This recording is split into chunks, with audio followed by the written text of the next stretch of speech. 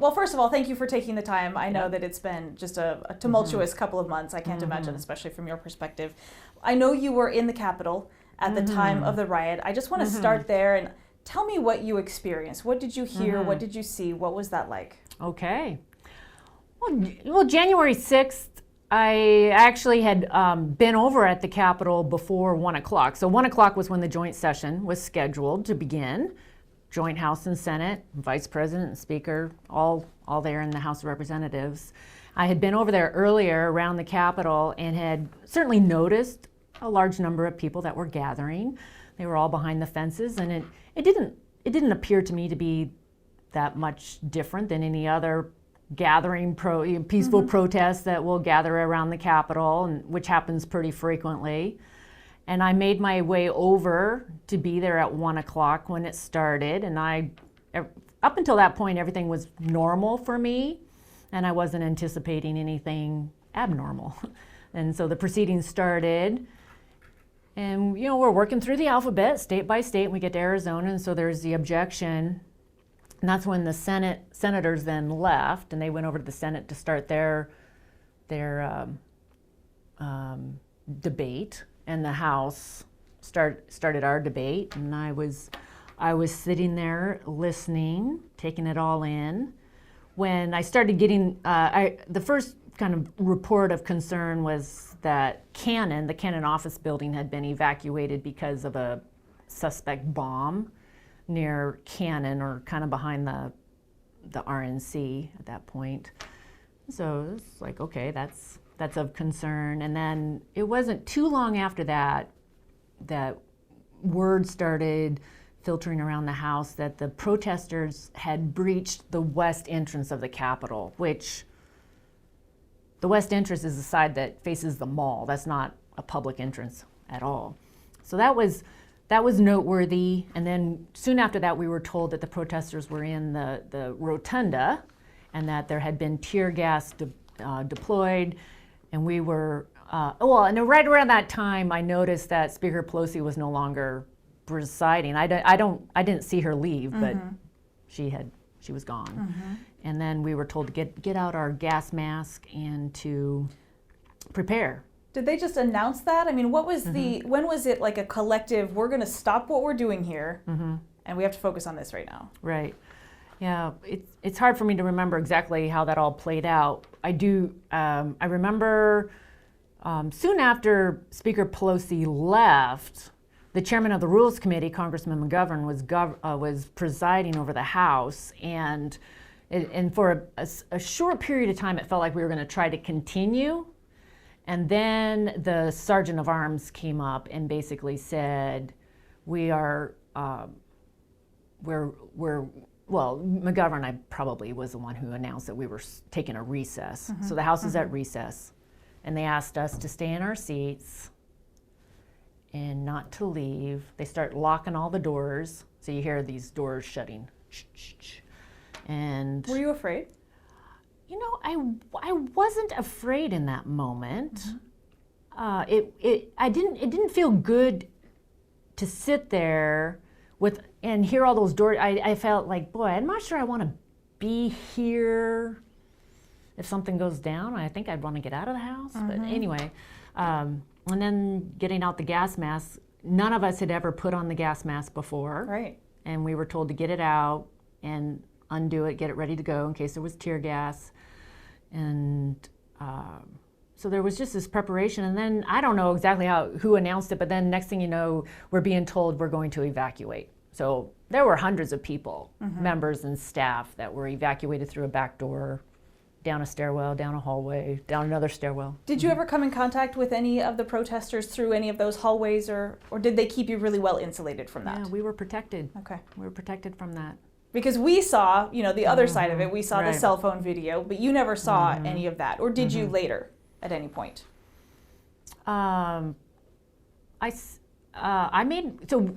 They brought us back through the Rayburn Tunnel to Longworth, and I made my way back to my office. I had 3 staffers. We had been advised to have a limited staff that day.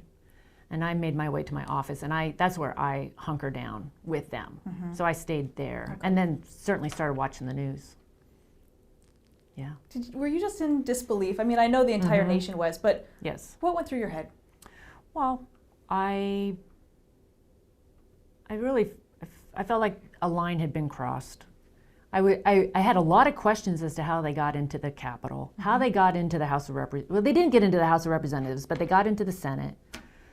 I had a lot of questions about that and I've continued to ask those questions. I've had the chance to ask the FBI, ask the Capitol Police, ask others around the Capitol, because in my mind, there would have been protections in place. That there would be these barriers, or these, if you cross this one, and that there would be a sufficient plan to make sure that it didn't happen.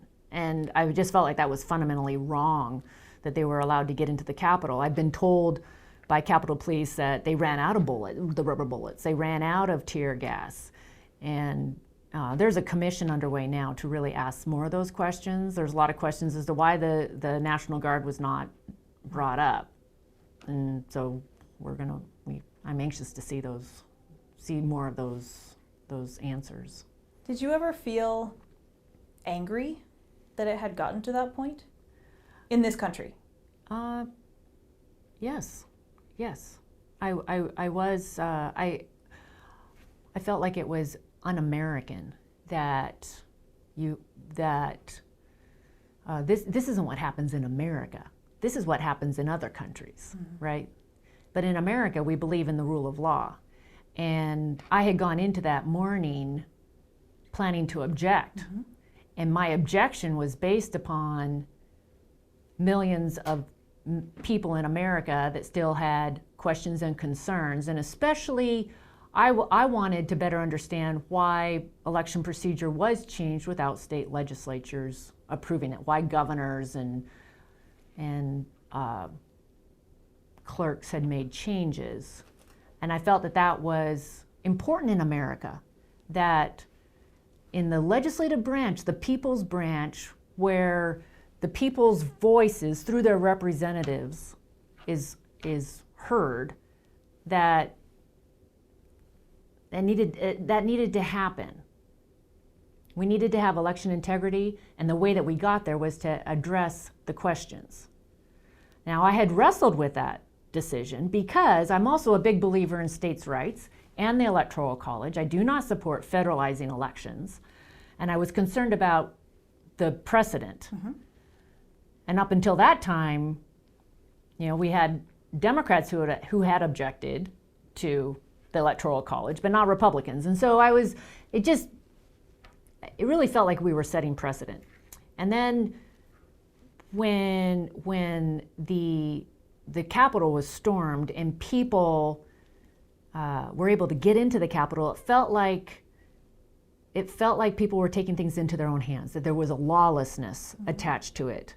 And that's un-American, and it disturbed me a lot. Do you think the president played a role?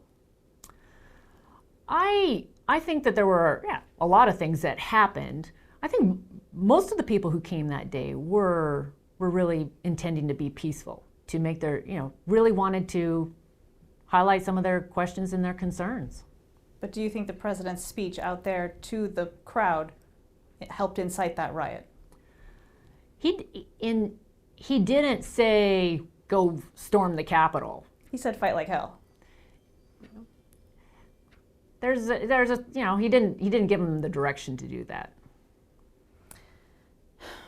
You did sign on to that amicus brief for the Texas case. And do you have any regrets about being a part of that? Do you believe that helped fuel into the belief that the election was being stolen?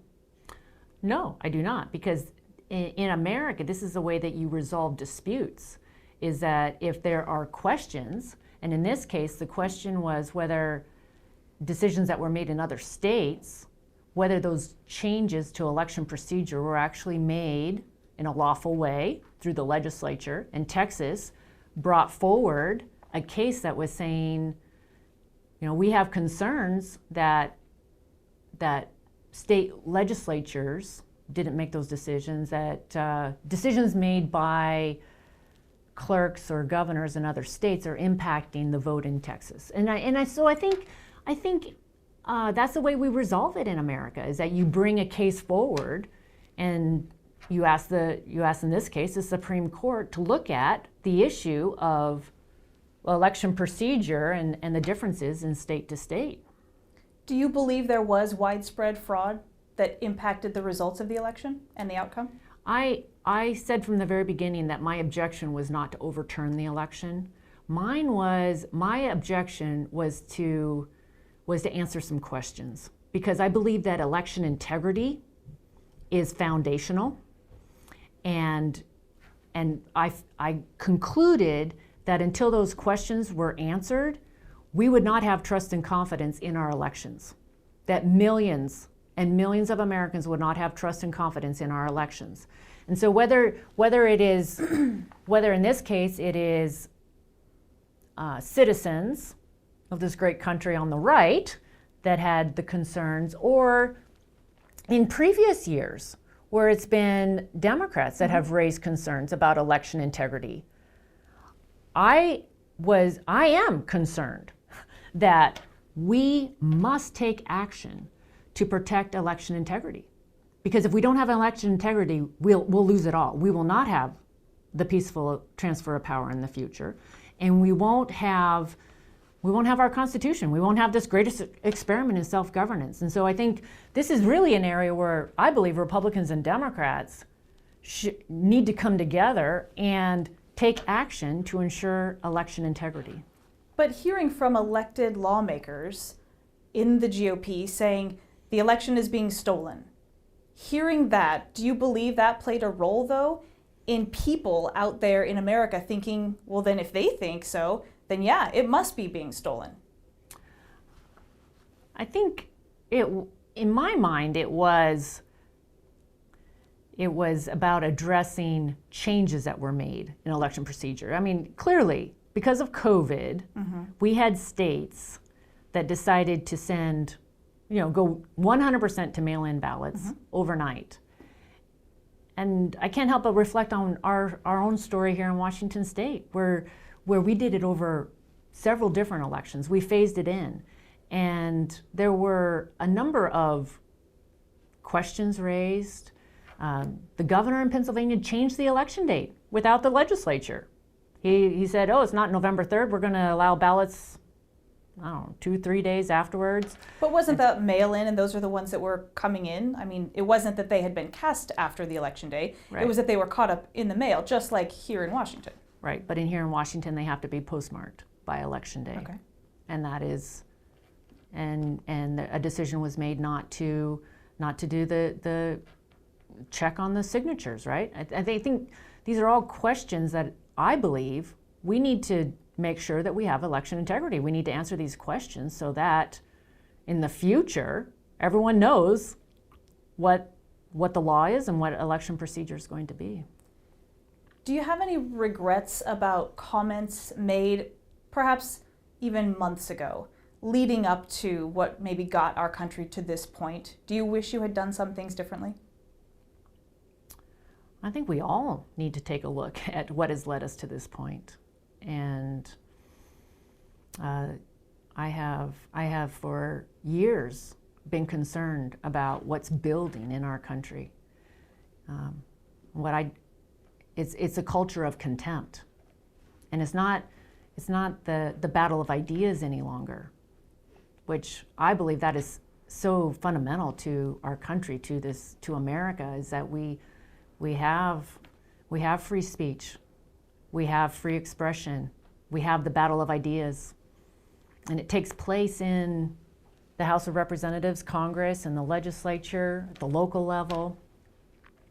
And this culture of contempt is like it's been building, where it's not just about having the battle of ideas and maybe agreeing to disagree, but still treating each other with respect and being civil to one another.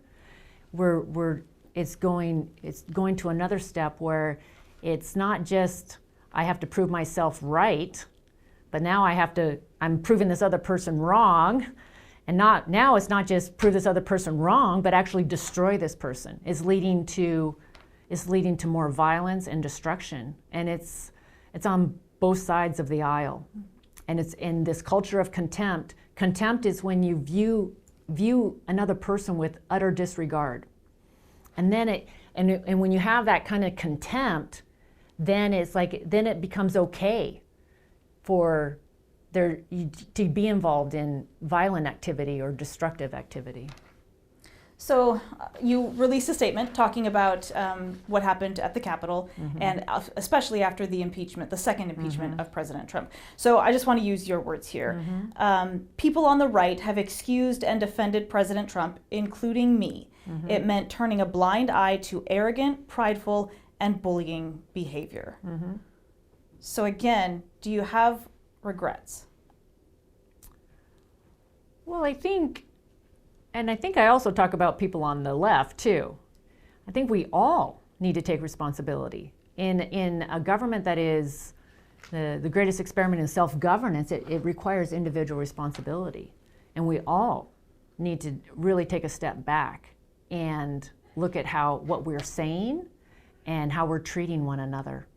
We need to return to civility. And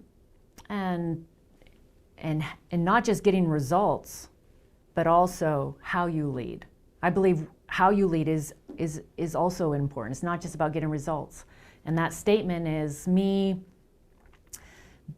I'm very proud of the record of results and getting caught up in the results that we had a booming economy. We had created more jobs, 7 million new jobs. We were bringing people off the sidelines. We had lifted the regulatory burden. I think back. I've often thought back to the State of the Union a year ago, it was really a positive night. And it was a celebration of so many individual Americans too, which we need to do that more.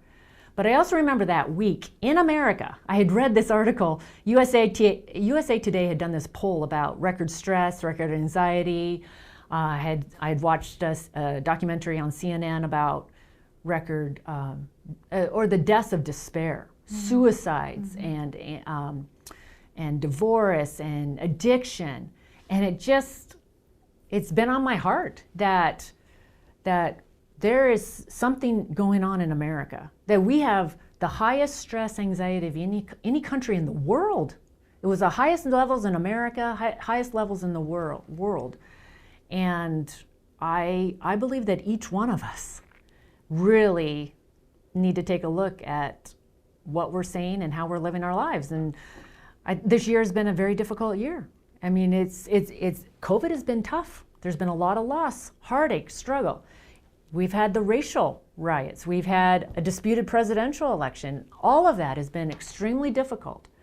But my hope in the midst of this is that we've also been reminded of the importance of relationships, the importance of taking time, even as simple as re-engaging the dinner table. How many families, my own family included, are we talking about how special it has been to be able to spend this time with our families and our children? And our children need that time. It's so foundational. And so I hope in the midst of all of this that we all really look at what we can be doing to restore civility and these values that we've long admired and upheld as Americans. What does that mean for you? What does that will mean? you do differently moving forward? Well, it means, I would say this has been on my mind for a number of years. I've been concerned about the lack of civility. And I share that because this has been building for a number of years. Does it mean speaking up when others are perhaps feeding into something or continuing a message, even members of your own party? Does it mean speaking up if they're doing something that you don't think is civil? Well, I want to highlight that I have spoken up, and I have at different times, especially during some of the things that President Trump said. I did speak up. I think also it is how I approach doing my job. I'm the lead Republican right now on energy and commerce. And yesterday, during my opening statement in our organizational meeting, I talked about just going beyond the issues, the importance of trust, the importance of relationships, the importance of, yes, we're going to have fierce debates over policy solutions, but also taking the time to gain understanding. We all live our lives in high gear. We're all busy, busy, busy. We need to take time. You have to take time to listen and to understand. And so absolutely, I'm recommitting to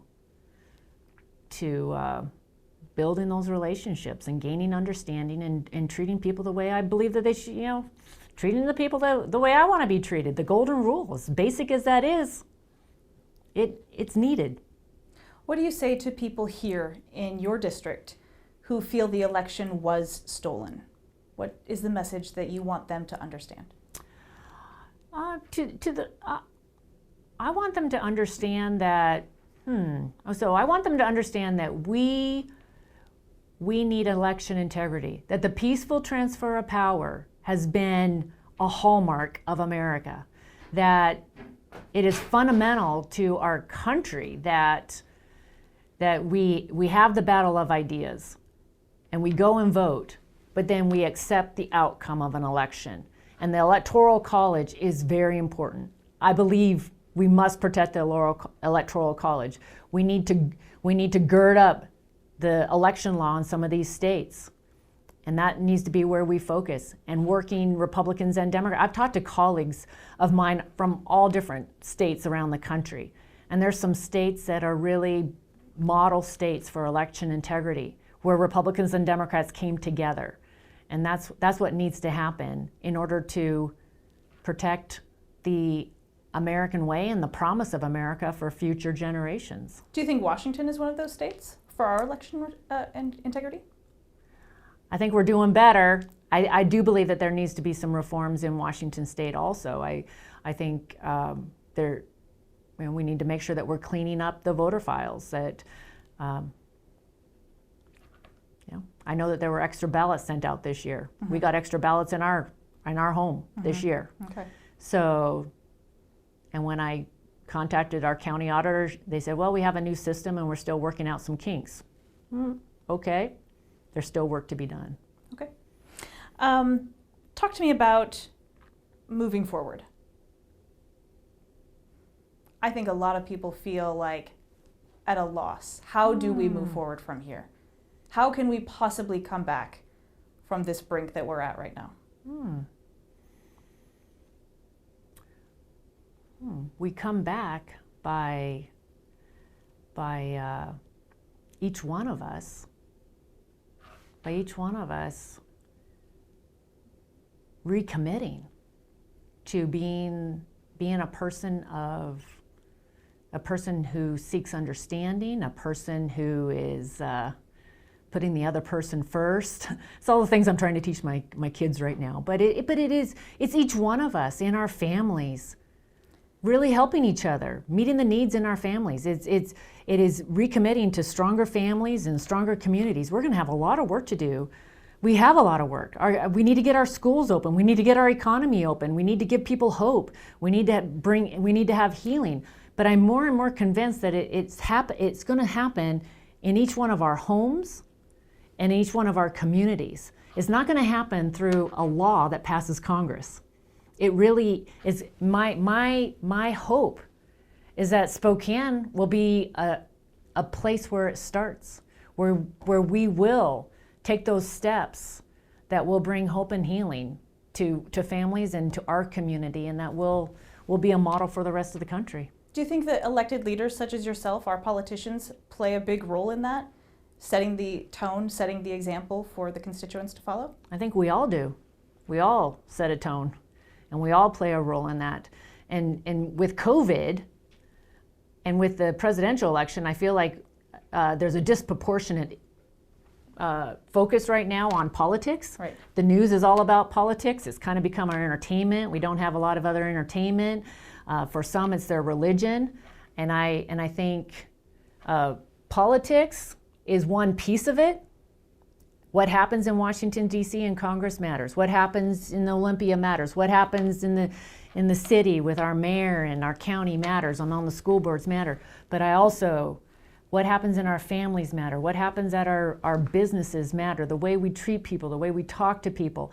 Every single one of us has a role to play. And I fear that it's easy to point the finger at someone else right now. It's easy to point the finger. It's easy to cast blame. It's easy to shame people right now and make them, kind of shame them into believing the way that you do. I believe that we need to return to a time when we can respect each other's beliefs and still be friends when we don't agree, and love each other even when we don't agree. That we are people and we are all on any given day doing our best. Give each other the benefit of the doubt. We heard about many lawmakers who were getting threatened, who were being intimidated, either in Washington, D.C. or when they came home to their districts. Mm-hmm. Did you face any of that? Not as much this time. I have faced it, though. Okay. I have faced it in many years. Okay. I have faced it.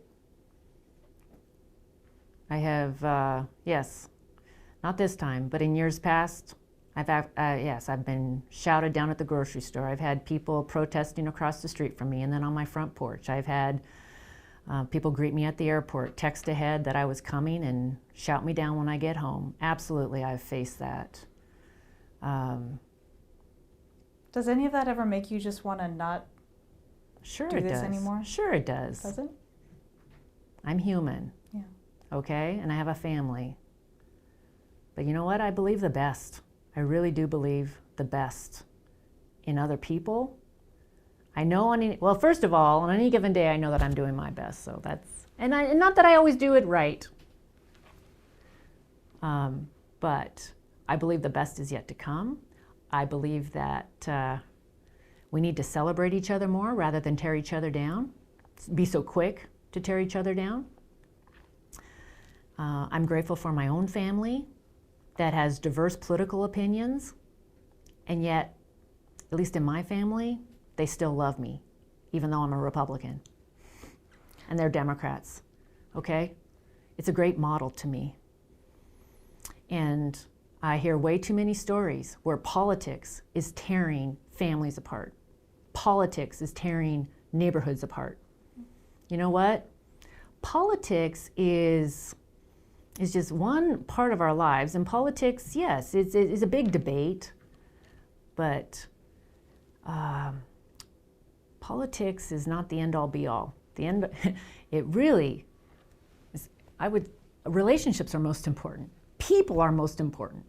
And respecting and encouraging one another is really important. Why do we have record suicides today in our schools?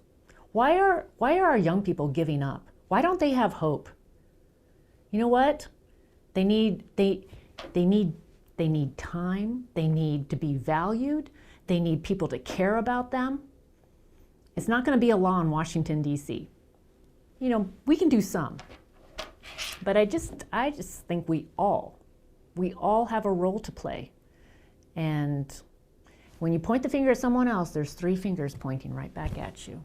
And this is a moment when we all need to really take a step back and think about what each one of us can be doing in our families, in our community, and ultimately, yes, for our country.